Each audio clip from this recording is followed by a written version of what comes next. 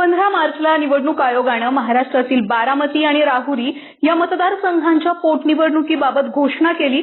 माजी उपमुख्यमंत्री स्वर्गीय अजितदादा पवार आणि स्वर्गीय शिवाजीराव कर्डिले राहुरीचे माजी आमदार या दोघांचाही बालेकिल्ला असलेल्या मतदारसंघामध्ये पोटनिवडणुकीचं बिगुल वाजताच महाराष्ट्रातील जनतेच्या मनात पहिला प्रश्न हा उभा राहिलेला की बारामती आणि राहुरी दोन्ही सुद्धा ठिकाणच्या पोटनिवडणुका बिनविरोध होतील की सत्ता संघर्ष पाहायला मिळेल।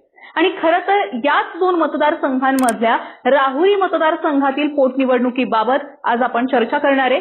नमस्कार। राहुरी मतदारसंघ जिथं खरं तर कोणा एकाची सत्ता आहे असं म्हणणं प्रचंड चुकीचं ठरेल, कारण राहुरीमध्ये 3 कुटुंबांचं वर्चस्व आहे, कर्डिले, तनपुरे आणि नाही म्हणलं तरी अप्रत्यक्षपणे विखे परिवार सुद्धा। हा आता शिवाजीराव कर्डिले हे अहिल्यानगर उत्तर आणि राहुरी मधून एकूण मिळून 6 वेळा आमदार झालेत। बर कर्डिले साहेबांचा राजकीय प्रवास हा नगर मधल्या प्रत्येक घरातल्या नागरिकाला माहिती आहे। दूध संघ, कार्यकर्ता, सरपंच, आमदार, राज्यमंत्री हा त्यांचा प्रवास खरं फक्त एका पक्षातून झालेला नाहीये, तर काँग्रेस, राष्ट्रवादी काँग्रेस, अपक्ष आणि शेवटात अगदी भाजपा। पण मंडळी, कर्डिले साहेबांचं वैशिष्ट्य हेच होतं की पक्ष कुठलाही असू द्या पण जनता त्यांच्या सोबत कायम होती। हा 2019च्या विधानसभा निवडणुकीचा अपवाद जर वगळला तर राहुरीमध्ये तसं पाहायला गेलं तर कर्डिले नावाचा दबदबा तेव्हाही होता आणि अजून तरी आहे। आता शिवाजीराव कर्डिलेंच्या निधनानंतर राहुरीमध्ये पोटनिवडणूक लागणार हे कन्फर्म होतं आणि आता 23 एप्रिलला राहुरीमध्ये पोटनिवडणूक होणार सुद्धा आहे। पण प्रश्न हाच आहे की पोटनिवडणूक ही बिनविरोध होणार की संघर्ष हा अटळ आहे। बघा, तसं पाहायला गेलं तर ही निवडणूक बिनविरोध होण्याची शक्यता 80% आहे। त्याची कारण काय आहेत? पहिलं कारण म्हणजे अक्षय कर्डिलेंसाठी भावनिक वातावरण। शिवाजीराव कर्डिले यांच्या निधनानंतर त्यांचा राजकीय वारसदार कोण होणार हा प्रश्न लोकांना पडला होता। पण विधानसभेच्या अधिवेशनादरम्यान शिवाजीराव कर्डिलेंचा मुलगा जेव्हा विधान भवन परिसरात दिसला तेव्हाच लोकांच्या मनातली शंका दूर झाली आणि शिवाजीरावांच्या जागी त्यांचा मुलगा अक्षय कर्डिले विधानसभेला उभा राहील हे कन्फर्म झालं। आता अक्षय कर्डिलेंनी थेट स्वतःच्या नावाची घोषणा केली नसली तरी हे समजण्या इतपत जनता नक्कीच वेडी नाहीये। आता अक्षय कर्डिले यांच्या बाजूने राहुरीमधून प्रचंड भावनिक वातावरण आहे। जेव्हा मतदारसंघात भावनिक वातावरण असतं तेव्हा विरोधक कितीही तगडा असला तरी त्याला फटका बसू शकतो हे आपण गोपीनाथ रावांनंतर पंकजा मुंडेंच्या राजकारणातल्या एंट्री वेळी पाहिले। थोडक्यात अक्षय कर्डिलेंचं वलय किंवा काम भले शिवाजीरावांसारखं सध्या तरी नसलं पण जनता सध्या भावनिक आहे, त्यामुळे जनता अक्षय कर्डिलेंच्या बाजूने उभी राहील याची दाट शक्यता आहे।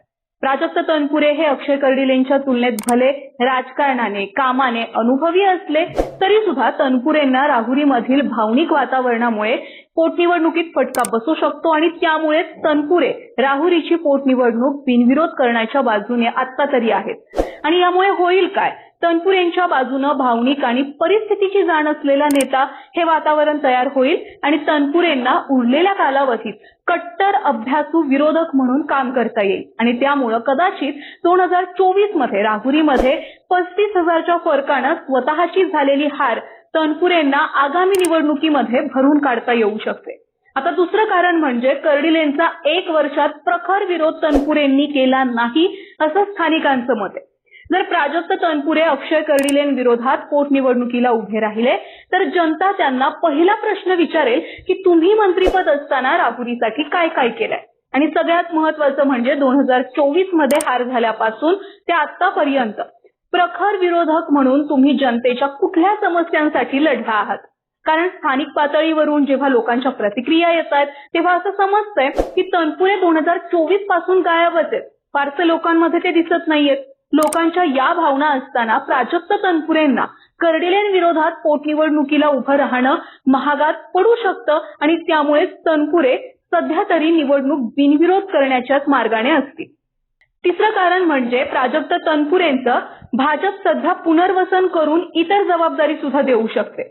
आता तनपुरे आहेत राष्ट्रवादी शरदचंद्र पवार पक्षाचे, मग त्यांचं पुनर्वसन भाजप करणार ह्या चर्चा कशा सुरू झाल्या तर बघा, काही दिवसांपूर्वी सोशल मीडियावर भगवा गमछा परिधान केलेल्या तनपुरे यांच्या फोटोंनी राजकीय वर्तुळात खळबळ उडालेली होती।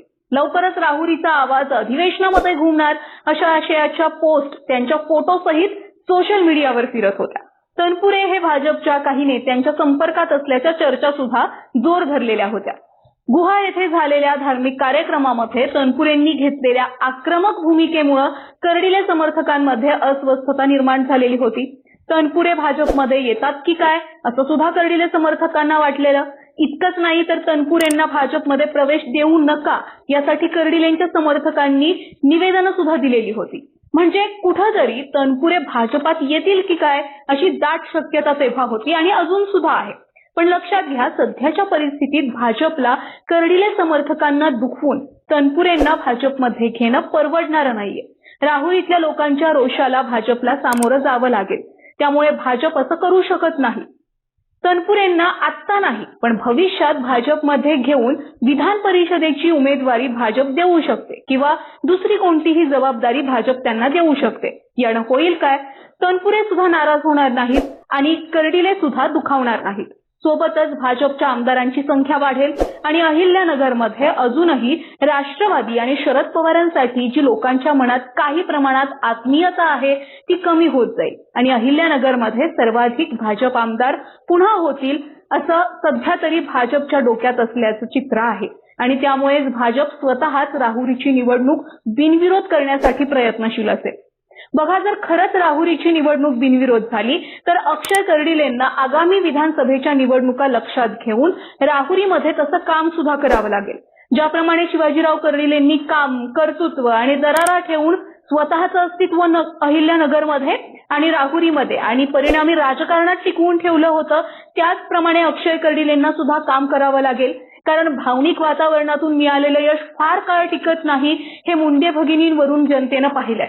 त्यामुळे कर्डिलेंना जबाबदारी घेऊन मित्र आणि शत्रूमधला फरक जाणून राजकारण करावं लागेल.